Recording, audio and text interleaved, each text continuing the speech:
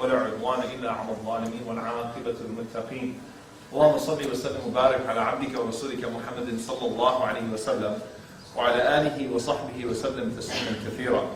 So actually, this is subhanAllah, very funny because I see the domestic violence awareness month in the background too.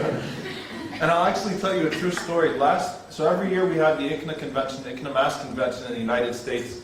And mashallah, it's the largest convention in the United States, so we have about 20,000 people come, mashallah. And 2 years ago, it was about love in the family.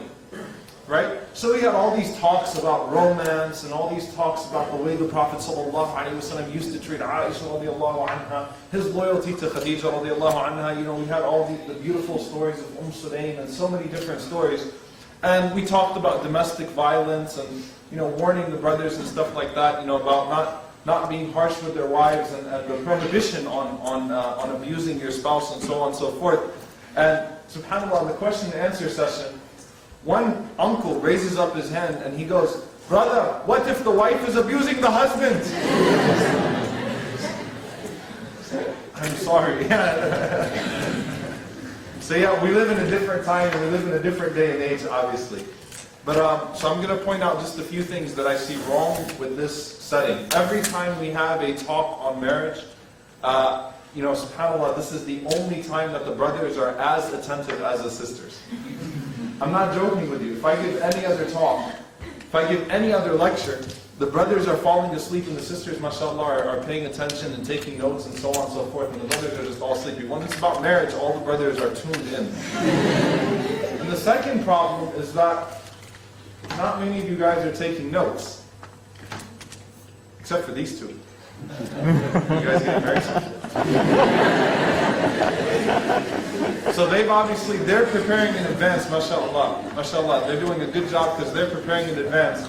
Everybody else is probably just waiting here for me to say what they already have identified in the spouse that they want so that they can say, "See, mashallah, the Shaykh said I should look for this, and this is exactly what I said." So it's all good now, right? This is, alhamdulillah, a topic that I enjoy speaking about. Until about a few hours ago, though, I had no idea what we were talking about when we said the laws of love. Does it mean how to interact with each other inside of the marriage? Does it mean what you look for when you want to get married? And I think, inshallah ta'ala, we'll just encompass all of those things. And we will do question and answer, inshallah ta'ala, so we'll have a chance to hear from all of you, inshallah, about how you feel about some of the different topics that we're covering. But, you know, have any of you ever heard of Nancy Grace? Yeah? Okay, Nancy Grace is really, really, really annoying. And she's a newscaster from the United States. And subhanAllah, you know, did you all hear about I know through Facebook now, mashallah, we're all connected from all over the world. Did you guys hear about the Aisha Khan thing?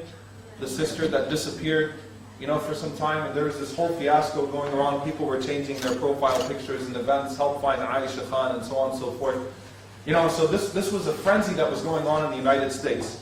So Nancy Grace is, you know, she focuses on these stories. She identifies the story from all over the country, and she'll talk about this story, and you know, she'll throw in her own 2 cents, but usually her 2 cents are more like 20 cents, and she'll talk forever and ever and ever and ever.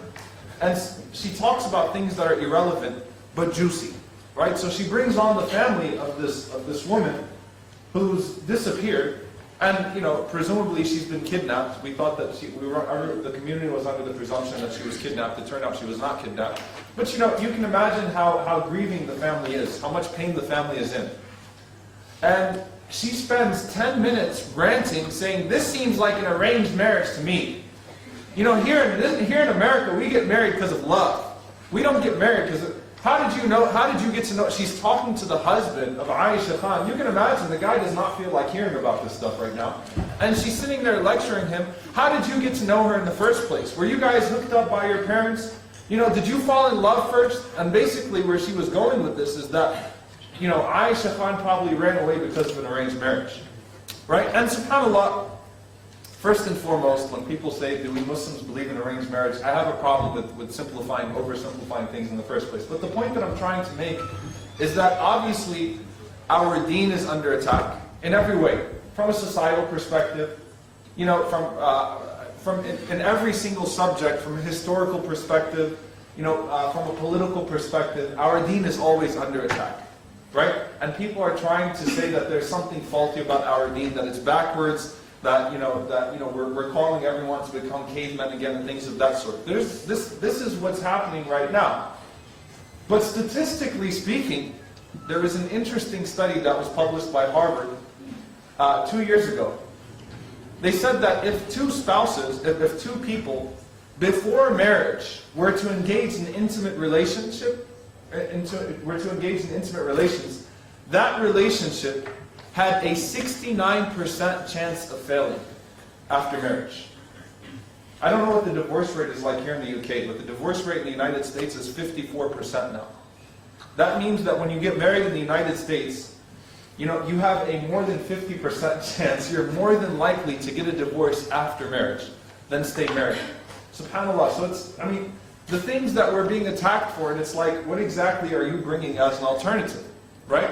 Now, when we talk about marriage and when we talk about the things that you look for, obviously, unfortunately, even whenever we talk about religion, when we talk about faith being the basis of looking for a spouse, you have all of the cultural things that come into that. Do you guys have any matrimonial websites here? Oh, yeah. Yeah? You got a few of them, right? So, subhanAllah. So you go to some of the matrimonial websites, not that I've ever been, but you go to a matrimonial website and it will say, looking for a 28-year-old dermatologist from Hyderabad, who's, it's like all kinds of crazy expectations from one another, right? And then you'll have a person who's posing in their profile picture, in a way that's completely indecent, and says, I'm just looking for a good religious spouse. So subhanAllah, even the concept of looking for a person for the sake of their faith is completely lost. It's like we don't really understand what that means anymore. Now, we go to the Prophet ﷺ and the recommendations that he gave. And there's a lot of hikmah in this. There's so much wisdom in what the Prophet ﷺ said to look for. Because on one hand, yes, faith is the basis. But the Prophet ﷺ mentioned another intangible thing which is so important. And what was that? That we should look for in a spouse. What else? Deen and what else? Faith and what else? This is a problem. Are you all married already? What do you look for? إِذَا أَتَاكَ مَنْ تَرْضَوْنَ دِينَهُ وَخُلُقَهُ. If someone comes to you whose religion is pleasing to you and whose character is pleasing to you. And in fact, in some narrations, the Prophet ﷺ said, إِذَا أَتَاكَ مَنْ تَرْضَوْنَ خُلُقَهُ وَدِينَهُ. SubhanAllah. If someone comes to you whose character and religion is pleasing to you. And what exactly is khuluq? See, we understand the deen part. Or we somewhat understand the deen part. When we talk about character, we're usually completely lost. What does character mean exactly? Does character mean that it's a comedian? Does character mean that it's a nice person? Does character mean that they're up for a Nobel Peace Prize or something like that? What exactly does character describe? Who can give me the definition of khuluq, brothers or sisters, from an Islamic perspective? Let's get interactive from now, inshallah, if you don't mind. Who can give me the definition of khuluq? What is khuluq? What is character? Nobody? You understand my American? I'll explain what khuluq is then. Who can then tell me a dua that we make that includes the word of khuluq? I'll give you the first part of dua. Allahumma kama ahsanta khalqi, ahsin khuluqi. Oh Allah, just as you have beautified my khalq, my outward appearance, and of course there's a weaker narration, but some of the ulama still recommend this, which is you say this when you're standing in front of the mirror. Right? So you're seeing the khalq, you see the creation, you see how Allah subhanahu wa ta'ala gave you limbs and He gave you a sense of beauty, and you say, oh Allah, as you have perfected my creation, perfect my khuluq. Right? And khuluq in the Arabic language, and what we can take from this dua, when you say Allahumma kama ahsanta khalqi, you say, oh Allah, as you have beautified my external appearance, beautify my inside.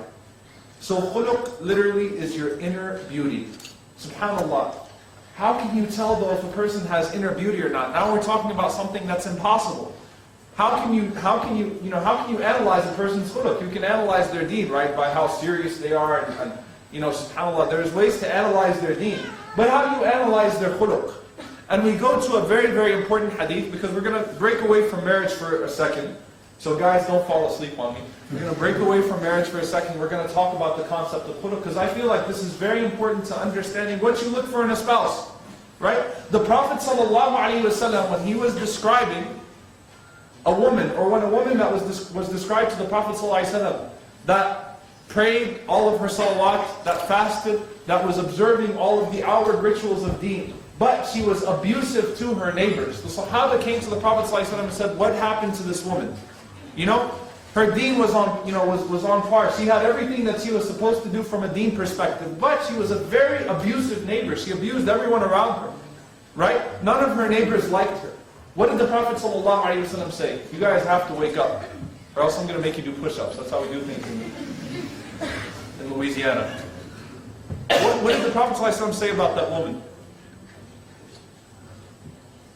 Anyone know? Paradise? Hellfire? He said that she was in hellfire. But not only that, the Prophet ﷺ said something very interesting. Rasulullah ﷺ said, لا خير فيها هي في النار. She is completely deprived of good on the inside, and she is in hellfire. There is no good inside of her. Meaning, if the deen did not translate into inner beauty, and if the inner beauty did not translate into good behavior and good character and good actions, then the deen was just a front. All that was not real. All that was superficial. All that was just a cover-up. All that was just putting a pretty face to a very ugly relationship with their Creator. Right? Because that did not manifest itself, it did not penetrate the inside. And an obvious indication that it did not penetrate the inside is that they were not observing good character and good manners on the outside. Yes, it is the same thing. Yes, there are ways to tell that a person is ugly on the inside. But at the end of the day, we don't make a judgment about that person's heart or their level of iman. No. But there are ways to analyze the inner character of a person, the inner image of a person. And the proof of that also is that the Prophet ﷺ describes to us a person who comes on the Day of Judgment. He comes with his salah, he comes with his hajj, he comes with his zakah, he comes with his siyam, and he comes to the mizan and he comes to the scale. And in the mizan, what's weighed? What's weighed in the mizan? The scale on the Day of Judgment. Your deeds and what else? The book of deeds, what else? You yourself will be weighed on the Day of Judgment. That doesn't mean that if you weigh a lot in terms of physical mass, that you... No, because the Prophet ﷺ said, يَأْتِ الرَّجُلُ السَّمِينَ. Al-Azim, a huge person would come on the Day of Judgment. Someone who's big, huge. فَلَا يَزِنُ عِنْدَ اللَّهِ جَنَاحَ بَعُوضَةٍ. But he does not weigh in the sight of Allah subhanahu wa ta'ala the wing of a mosquito. Whereas when the Prophet ﷺ was describing Abdullah ibn Mas'ud radiallahu ta'ala anhu, Ibn Mas'ud radiallahu anhu was a dwarf. I mean, in the physical sense, was a very, very small person. Extremely small, unusually small. And one time, as he was picking a siwak from the tree, from the arak tree, the wind blew him up, subhanAllah, into the tree. That's how small he was. And his legs were exposed, and the Sahaba started to laugh at his legs. And the Prophet ﷺ said, what are you laughing about? What's so funny? They said, Ya Rasulullah, look at his legs, they're so small. That's what we're laughing at. The Prophet ﷺ said, you're laughing. But these two legs on the Day of Judgment, each one of them will weigh the weight of Mount Uhud. SubhanAllah. So the scale of Allah on the Day of Judgment is different from the scale in this life. Thank God, right? It's different.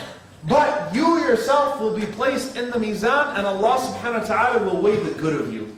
SubhanAllah. Meaning Allah will weigh what? Your khuluq. Your khuluq. Allah will weigh your character. Allah subhanahu wa ta'ala will weigh it. And so this person, the Prophet ﷺ says, he comes on the Day of Judgment. He has all of the outward actions and manifestations of deen. وَلَكِنْ سَبَّ هَذَا وَضَرَبَ هَذَا وَشَتَمَ هَذَا وَاغْتَابَ هَذَا. He slandered this person. He hit this person. He was rude to this person. SubhanAllah. He backbited this person. So what happens? All of those people then come, and the only currency that exists on the Day of Judgment is what? Your deeds. So he's giving his good deeds to that person. So those people that he harmed, because of his bad character, they're coming and they're taking all of his good deeds until he runs out of everything. All of his good deeds, and the only thing left are his sins.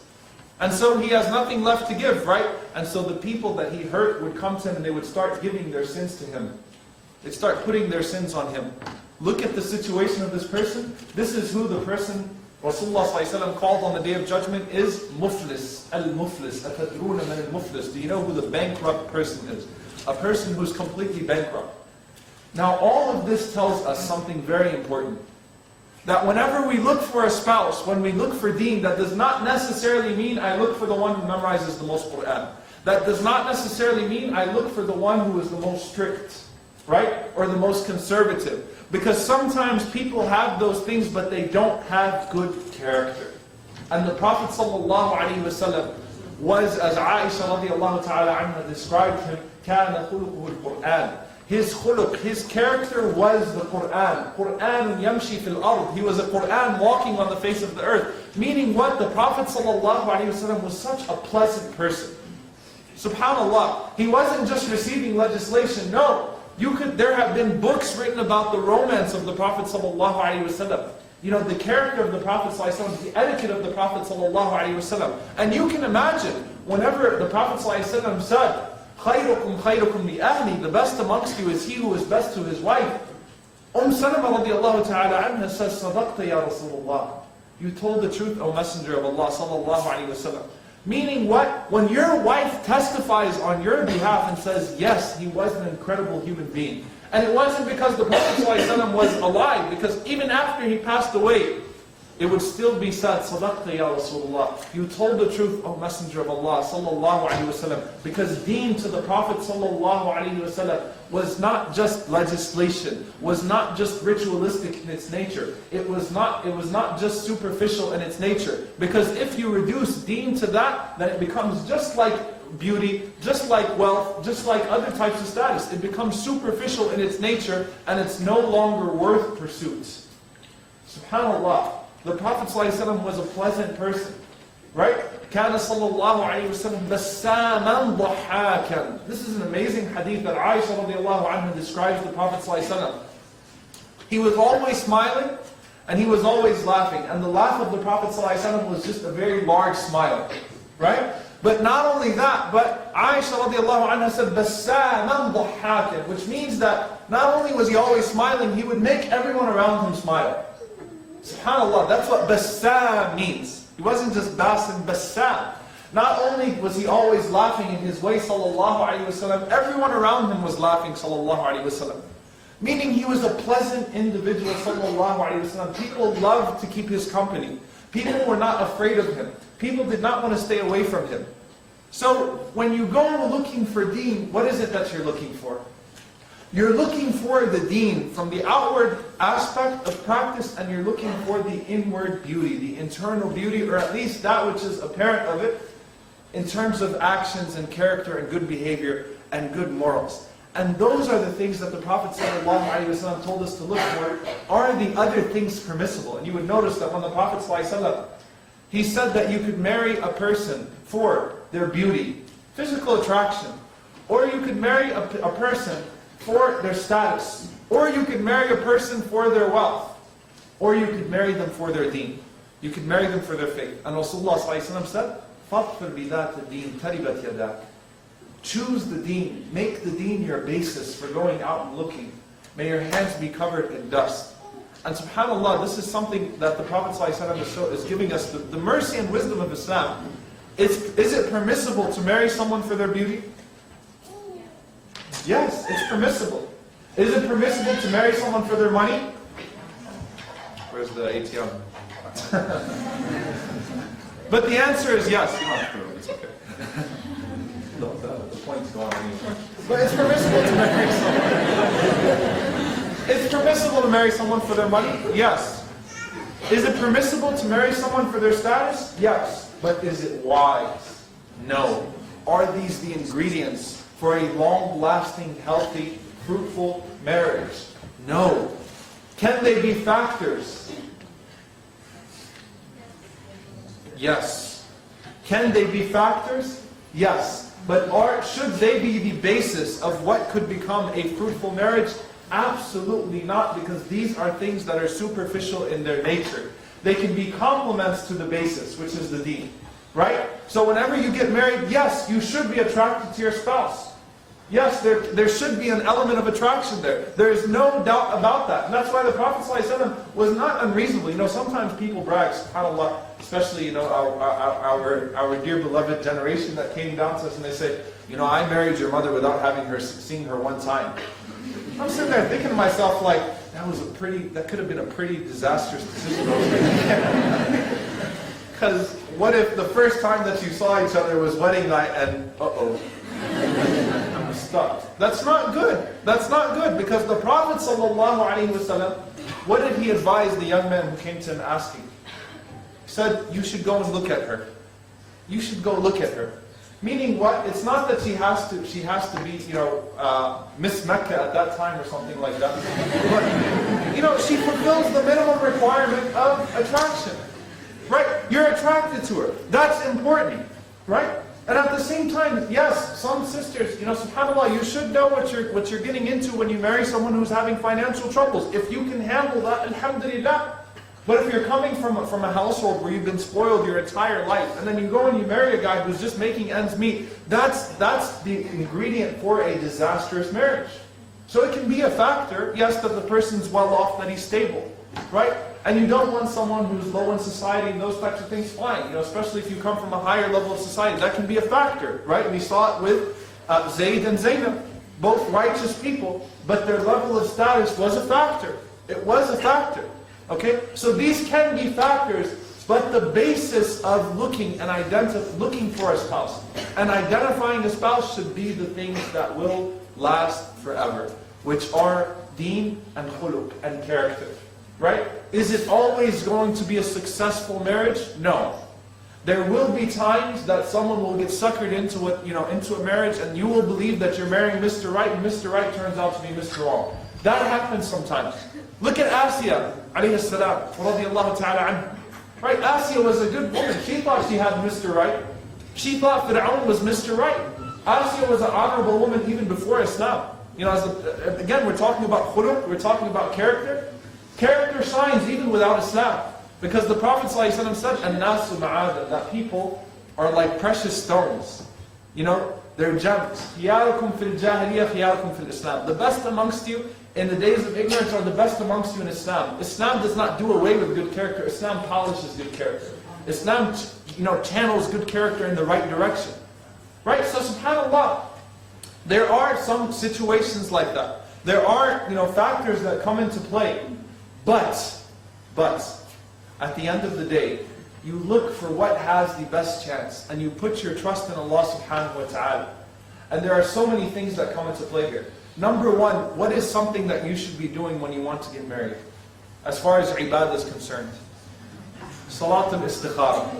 Now here's the funny thing. Sometimes people come and ask me, Sheikh, I want to pray istikhara and things of that sort.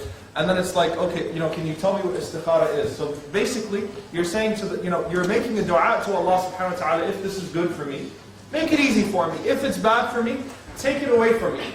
And then some people have said this to me. Some people said, but Sheikh, I don't want Allah subhanahu wa ta'ala to take it away, even if it's bad for me. Can I just make dua for that person in particular? It's like, fine. Then what's the point of praying istikhara? Then I have and this is why, by the way, when you look for deen, knowledge is so important. This was a situation that happened with me. I'm not even making this up. SubhanAllah, when we're talking about istikhara, by the way. So I think we all can agree that with our cultures, we have some very, very weird practices when it comes to istikhara sometimes. So here I was, fresh imam in New Orleans 6 years ago, and I'm thinking to myself, SubhanAllah, I'm gonna do some matchmaking now, and people are coming to me saying, look, can you find a husband for my sister? Can you find a husband for my daughter? And then the brothers are coming to me, and and the sisters are coming to me, and subhanAllah, I'm thinking to myself, all right, matchmaking time. The problem was, of course, that every time I would find the proper match, that person would happen to be from a different country. SubhanAllah, and the parents would just not have that, right? Because we say we're not racist. We say we're not racist. But whenever someone comes knocking on your door that's not from your tribe and whose grandfather did not ride a donkey with your grandfather somewhere, it's like, no, we're not having that. We're not racist, we don't have a problem with you, but we're not having that. Right? Whereas Abdul Rahman ibn Auf radiallahu ta'ala anhu approached Bilal ibn Rabah radiallahu anhu, al-Habashi, an Ethiopian who was a freed slave, to come and marry from his family. Because we're looking for deen and khuluq, right? Who was better than Bilal radiallahu ta'ala anhu? So anyway, it always turned out that, we have a Desi and then we have an Egyptian. Alright, next. We have a Hyderabadi and we have someone from Karachi. Next. Didn't work out. And it's like, why is this happening? So finally, I got a match going. 2 doctors, mashallah, because the girl was a doctor and the family said, our daughter is not going to marry someone who's not a doctor. I said, fine. Found him a good doctor. Everything worked out. The ball was rolling. Then the next morning, I get a call from the sister. I'm all excited because this is my first time making the match as Imam in Masjid Abu Bakr. And then I get a call from my sister. And she's crying. And I said, La ilaha illallah. What happened? The guy might have said something ridiculous. The guy might have made her upset or something like that. And she's saying, Sheikh, I prayed istikhara and the answer was no.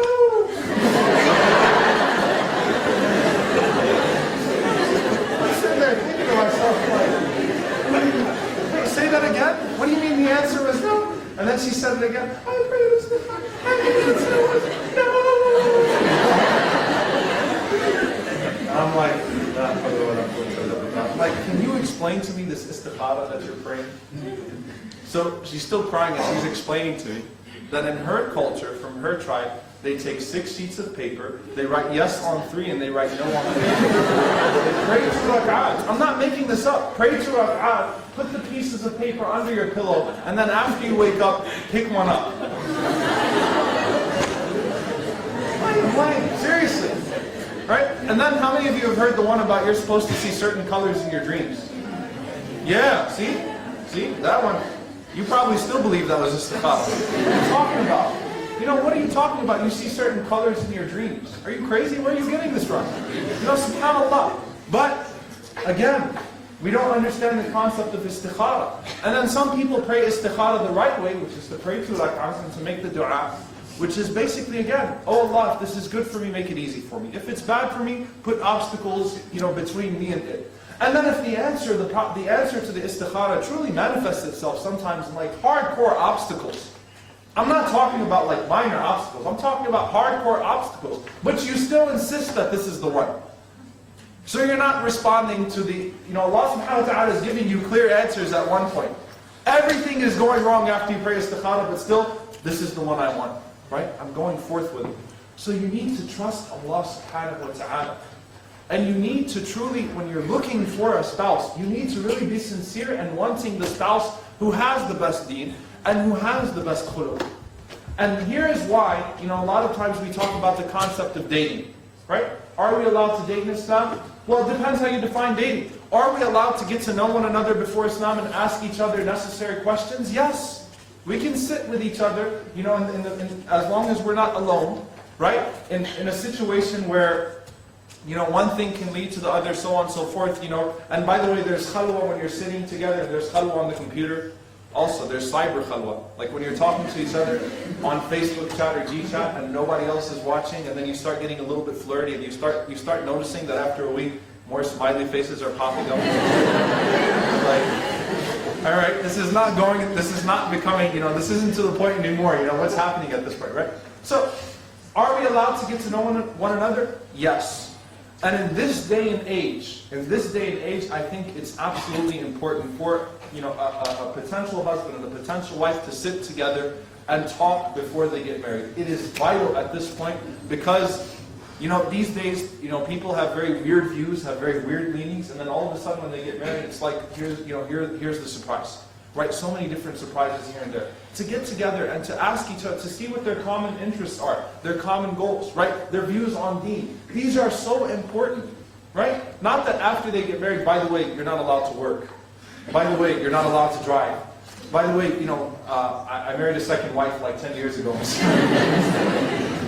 Wait, what? You were supposed to be Mr. No, you sit together and you ask one another. You talk to one another, right? But not in a way that's inappropriate. Not in a way that becomes flirtatious or unnecessary, right? And does that work?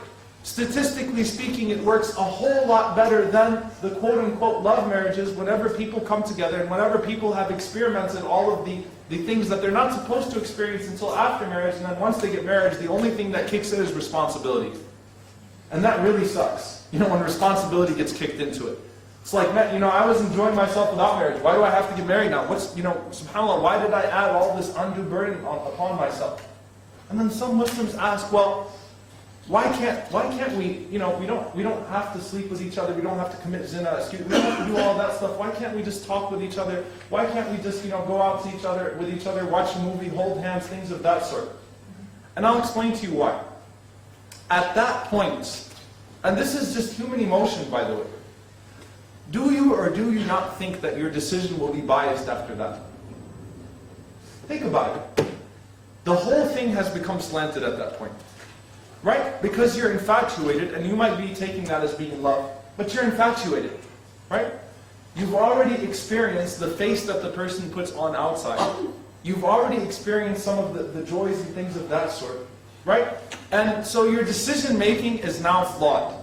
Right? And at that point, let me tell you what happens. And this happens in MSAs or ISOCs or whatever it is, in different college organizations, different Islamic organizations. People have gotten to know one another. Then, Sheikh, I want to marry her. Why do you want to marry her? Because she's religious. Okay.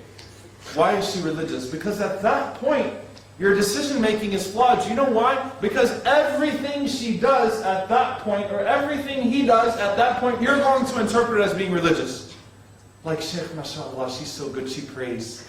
The other day I saw her driving and she was listening to Surah Al-Rahman. Oh, she's so good. Like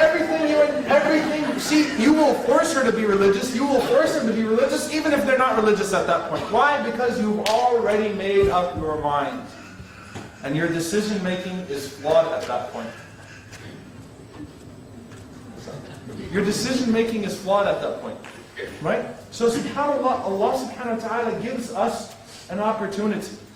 You pursue a person for deen, and you pursue them for khuluq, and you pursue them thinking, putting all of the factors into play, because this is an extremely important decision. Right?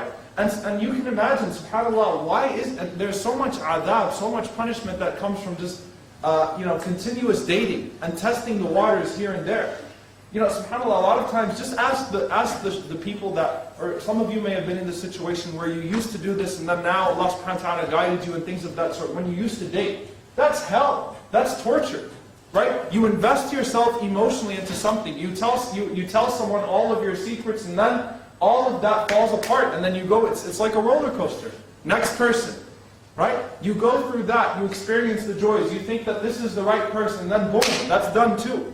And you keep going and going and going and going. And then once you get married, what makes you think that you're going to be able to have a happy marriage? You're already used to relationship failure. You've already been with different people, so you'll get sick of your spouse very, very, very quickly. And then you say, why is Allah subhanahu wa ta'ala doing this to me? Right? Why did Allah subhanahu wa ta'ala put me in an unhappy relationship? Think about that for a moment.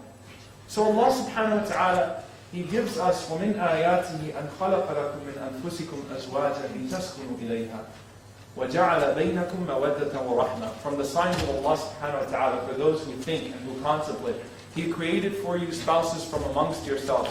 And here are the functions of a marriage. لِتَسْكُنُوا إِلَيْهَا. A second in the Arabic language is what? Your home.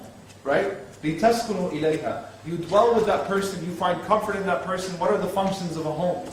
Right? وَجَعَلَ بَيْنَكُمْ مَوَدَّةً وَرَحْمَةً. Mawadda is to want to please someone else. وَرَحْمَةً, and compassion and mercy. Allah subhanahu wa ta'ala puts these things between the spouses. Right? And they grow together. They learn about each other over time. And you know what? They're learning to love everything about each other, and they're looking at each other from the lens of deen and khuluq. So even when these superficial things start to fall apart, because guess what? If you're beautiful, you get older. Right? Whenever the beauty starts to fade away, if money fades away, right? If the money starts to go down the drain too, how many marriages fall apart because of financial troubles? Right? SubhanAllah, I was reading something in Newsweek, I remember, maybe a year ago, that was talking about the effect of the economic crisis on marriages. That marriage cannot stand on its 2 feet anymore. Why? Because the money's gone. Everything's falling apart. So the things of deen and khuluq aren't there to hold that marriage. right? But Allah subhanahu wa ta'ala gives us those things. You make that the basis, right? And Allah subhanahu wa ta'ala also says, هُنَّ لِبَاسٌ لَكُمْ وَأَنْتُمْ لِبَاسٌ لَهُمْ. They are a garment for you, and you are a garment for them. So essentially, whenever I go looking for a person, I'm looking for a person who's, am I looking for a person who's less than me in deen, who I can correct and I can bring to my standard of deen? Like, yes, she's really pretty and she has potential.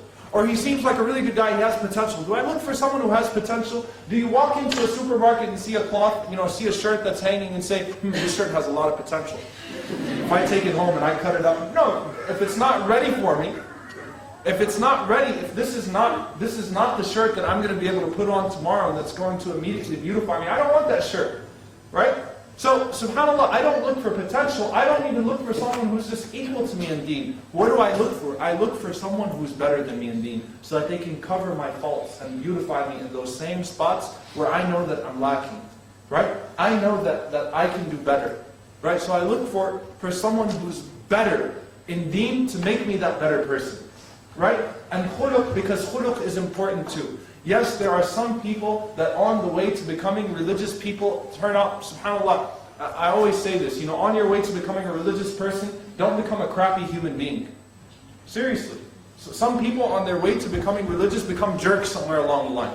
Right? Become judgmental, become arrogant, become prideful. They start to think that they have understood the Quran and Sunnah and everybody else is upon falsehood and the truth lies through me and things of that sort. You avoid those types of people. Trust me, those people are worse than the ones that don't have deen or khuluq, because they're using the deen and they're just adding that into their superficiality. Right? You look for those things that can, you look for that person that wants to grow in the deen. And if the priority is deen, if the priority is akhirah, then you will see incredible things happen. And you will see that relationship will be able to withstand the trials and the other things. And I'm going to end with just one story. This is a very powerful story, and it shows you what the deen is about. It shows you how deen can actually infuse love inside of a relationship. There's a hadith from the Messenger ﷺ, before I even tell this story. It's a beautiful hadith, right? Imam Ahmad rahimahullah narrates it in his Muslim. It's an authentic hadith. The Prophet ﷺ said, رحم الله امرأ قام من الليل فصلى وأيقظ امرأة فصلت فإن أبت نضح في وجهها الماء. SubhanAllah. May Allah have mercy on a man who wakes up in the middle of the night to pray. Right? He wakes up for Qiyamul Layl. So he wakes up his wife to pray, and she refuses. Or she stands up and prays, and if she refuses, he goes and he takes a little bit of water. Okay, he doesn't go and take a flower pot or a hose, right? Or water gun. No. He goes and he takes a little bit of water, he sprinkles it on her face so that she can wake up and pray with him. Right? And then Rasulullah said, وَرَحِمَ اللَّهُ امْرَأَةً قَامَتْ مِنَ اللَّيْلِ فَصَلَّتْ وَأَيْقَظَتْ زَوْجَهَا فَصَلَّى فَإِنْ أَبَى نَضَحَتْ فِي وَجْهِهِ الْمَاءِ. And may Allah have mercy on a woman who wakes up in the middle of the night. This is a two-way street, remember? This is a two-way street. She wakes up in the middle of the night to pray. And she tries to wake up her husband to pray too. And if he refuses, she takes some water and she sprinkles it into his face, right? To wake him up, right? Two people that are growing in the deen together. Two people that are looking for something that cannot be given to them in this world, but they know is guaranteed. So long as the other person is capable of getting me closer to that goal, then that person is a valuable asset in my life. It's as simple as that. So long as I can see this person as someone who's bringing me closer to my goal, so if my goal is akhirah, then I need that person in my life. Right? SubhanAllah. And once you start seeing marriage that way, rather than just, of course you start off with the right way, you start looking for deen, things of that sort. But as long as you see marriage in that way, rather than just a trial run. Because in this day and age, honestly, you go into a marriage, and that possibility, that looming possibility that this might not be the right one, is always there, and that haunts you. And at the end of the day, it's almost like you have more than a 50% chance of getting divorced. Even in the Muslim community, by the way, divorce rates are going up. Why? Because they start for the wrong reasons. They're built upon faulty foundations. Right? So they're not able to hold that pressure. They're not able to withstand it. So, subhanAllah, but if we looked at it with the sense that this is something that's permanent, I have to make this work only under only under extreme circumstances am I going to let this fall apart, then you'll make it work, inshallah ta'ala. You'll compromise for the other person. You'll compromise to make things work. Why? Because at the end of the day, what I married this person for, deen, they still got that. And they're still looking for the same goal I'm looking for, and we're helping each other get there, inshallah. And I'll end with one story, because this is something that's a very, very touching story. And just to give you some background of this story, it's about Abu Darda radiallahu ta'ala anhu.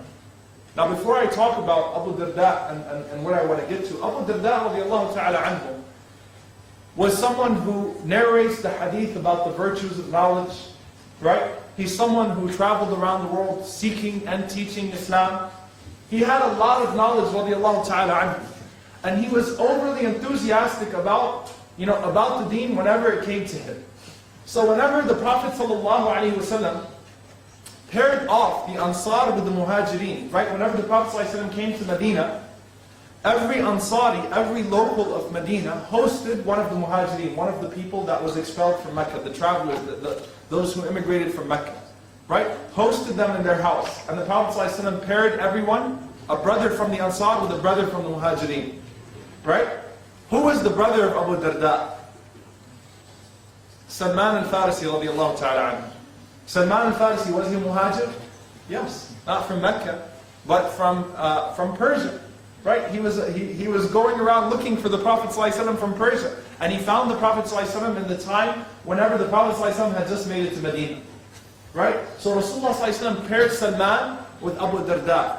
Whenever Salman gets to the house of Abu Darda, and this was before the ayah of hijab had been revealed, okay? The ayah of hijab, the command of hijab was not revealed until 4 years after Hijrah. At this time, the ayah of hijab had not been revealed. He sees Darda, he walks into the house and she has a cloth that's beat up, right? It doesn't have much, it's got patches all over it, stains all over it. She doesn't, she has blisters on her hands, right? And he feels sorry for her, and she says, he says to her, "Where's Abu Darda?" And she says, smiling with contentment, she says, "Your brother Abu Darda has no need for this world." Right? So, Salman radiallahu ta'ala anhu wanted to get him home more often. So, Salman finds out that Abu Darda is fasting. Salman says, "I want lunch. Come to the house and you've got to serve me lunch. We've got to eat lunch together." He brings him home. Forces him to eat lunch with him. Right? And then at night, whenever Abu Darda wants to stand up and pray Qiyamul Layl, Salman radiallahu ta'ala anhu wants to go to sleep. "Don't bother me with your qira'ah," and things of that sort. He forces him to sleep with his wife, right? To be with his wife. And then they go to the Prophet ﷺ, and Abu Darda says to the Prophet ﷺ, "Is what he's doing right? He's taking me away from Siyam, he's taking me away from Qiyam," things of that sort. Right? And the Prophet ﷺ agreed with Salman. He said, "Verily, Allah has a right upon you. Your family has a right upon you. Yourself has a right upon you." Right? So you have to give each one its due right. So your family has a right upon you. So Abu Darda radiallahu anhu, we can take from that he improved, because he's someone that listened to the Prophet sallallahu alaihi wasallam. So we can take from that he improved. But his financial situation was never really that great. Right? Darda radiallahu ta'ala anha was someone who used to be around the Prophet sallallahu alaihi wasallam from a very, very young age, a little girl that used to play in the masjid and things of that sort, and someone who grew up loving knowledge. Right? Now let's fast forward about 40 years. Abu Darda radiallahu ta'ala anhu was about to die. And he's with his wife Darda. Darda radiallahu ta'ala anha never really tasted the sweetness of this dunya, because although you can take from this Abu Darda was surely spending more time with her and things of that sort, he never became a rich man. And she's seeing her husband die. And what does she say to her husband at that moment? She says to him, "Listen, whenever you came to propose for me in this dunya, you asked my father for my hand, and I accepted."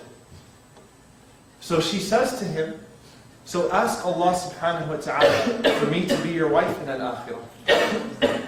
Subhanallah, I want to be your wife in Jannah. They were both looking for the same goal, right? Now you could take from that and you could say, that was probably just sweet emotional talk, right? When a person's leaving anyway this life, they start to talk about this type of stuff, and everyone becomes nice whenever death is taking place and things of that sort. This is probably why that's probably why she said all that. But guess what happens after that? When Abu Darda passes away, she gets a proposal, a marriage proposal. Guess from who? From Muawiyah ibn Abi Sufyan radiallahu ta'ala anhu, who was the Khalifa of the Muslims. She gets a proposal. And Muawiyah radiallahu ta'ala anhu is someone who is wealthy. You know, he's someone who has status in the eyes of the Muslims, right? He's from Kutab al-Wahi, those who wrote the Wahi. He's one of the companions of the Messenger sallallahu alaihi wasallam. And he's sending a proposal to Darda radiallahu ta'ala anhu. And listen to the response of Darda radiallahu ta'ala anhu. She says, I cannot marry you because I'm already engaged to Abu Darda in Jannah. Subhanallah. Unbelievable. Unbelievable. What was she thinking of? Where was her heart? Where was her mind? Where was her mission? It was with coming closer to Allah subhanahu wa ta'ala. And that marriage, even though it did not have the things that we would think make a marriage successful and make a marriage good, it had that ingredient that cannot be taken away by any economic crisis, that cannot be taken away by any aging process. It had the love of Allah subhanahu wa ta'ala in it. And you look for a person who's going to be, whenever you marry a person, don't think about that person as just being your spouse in this dunya. Think about that person as being your spouse in paradise. Is this a person that I can see getting to paradise? And we know in Al-Jannah, if one person makes it to a higher level of paradise from the family, what do they do to the lower one? Does the higher person go down to the lower one? No, come on up. They drag you up. If you have a family of righteous people, if you have righteous children, if you have a righteous spouse, your wife is more righteous than you, and you just made it into Jannah, and she's up there in Al-Firdaus, she will come down and get you and all of your kids, inshallah ta'ala. Right? So whenever you look to get married, look for the person that is befitting to you in this dunya and in the akhirah. I ask Allah subhanahu wa ta'ala to bless us all with fruitful and with good marriages, and I ask Allah subhanahu wa ta'ala to make us amongst the righteous ourselves, and we make the dua, even from our childhood, we consistently do make the dua.